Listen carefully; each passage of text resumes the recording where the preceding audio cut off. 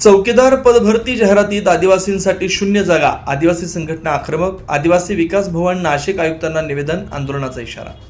आदिवासी विकास विभाग नाशिक अंतर्गत सरळ सेवा भरती प्रक्रिया 2026 चौकीदार गट ड पदांसाठी आदिवासी उमेदवारासाठी शून्य पद ठेवून आदिवासी उमेदवारांवर अन्याय होत असल्या कारणानं चौकीदार गट ड पदांची भरती तात्काळ रद्द करावी अशी मागणी बिरसा फायटर्स, आदिवासी युवा संघटना, आदिवासी युवा सेना, राष्ट्रीय आदिवासी स्वायत्त परिषद इत्यादी आदिवासी संघटनांनी आयुक्त आदिवासी विकास भवन नाशिक यांच्याकडे एका निवेदनाद्वारे केली आहे। यावेळी आदिवासी युवा क्रांतीचे ॲडव्होकेट रूपसिंग वसावे, बिरसा फॅक्टरचे राष्ट्राध्यक्ष सुशील कुमार पावरा, आदिवासी युवा सेनेचे प्रदेशाध्यक्ष सतीश ठाकरे, राष्ट्रीय आदिवासी स्वायत्त परिषदेचे महासचिव रोहिदास वळवी, बिरसा फायटरचे राज्याध्यक्ष गोपाल भंडारी, जिल्हाध्यक्ष पंकज वळवी, नंदुरबार तालुका अध्यक्ष अजय वळवी, दिलीप मुसळदे, जगदीश दुडवे, दिनेश वसावे आदी असंख्य कार्यकर्ते उपस्थित होते। निवेदनात म्हटलं की महाराष्ट्र शासन आयुक्त आदिवासी विकास महाराष्ट्र राज्य नाशिक आदिवासी विकास भवन नाशिक जाहिरात क्रमांक आस्था पदभरती 2025 प्रभाग क्रमांक 65 28 नाशिक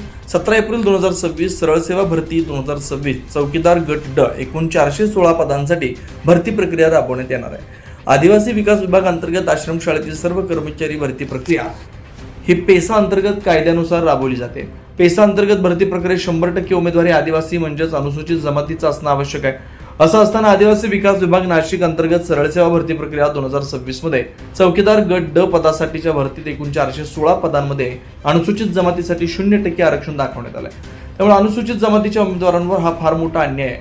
आदिवासींच्या राखीव जागांवर ही एक प्रकारची गदा आहे। आदिवासींचं आरक्षण नाकारणारी ही भरती प्रक्रिया आहे। म्हणून आदिवासी विकास विभाग नाशिक अंतर्गत सरळ सेवा भरती प्रक्रिया 2026 चौकीदार गट ड पदांसाठी आदिवासी उमेदवारांसाठी 0 पद ठेवून आदिवासी उमेदवारांवर अन्याय होत असल्या कारणानं व पेसा कायद्याचे उल्लंघन करणारी भरती प्रक्रिया असल्यानं चौकीदार गट ड पदाची भरती तात्काळ रद्द करण्यात यावी हीच नम्र विनंती। अन्यथा आदिवासी संघटनांकडून तीव्र आंदोलन छेडण्यात येईल याची नोंद घ्यावी असा आंदोलनाचा इशारा आदिवासी संघटनांनी दिला आहे।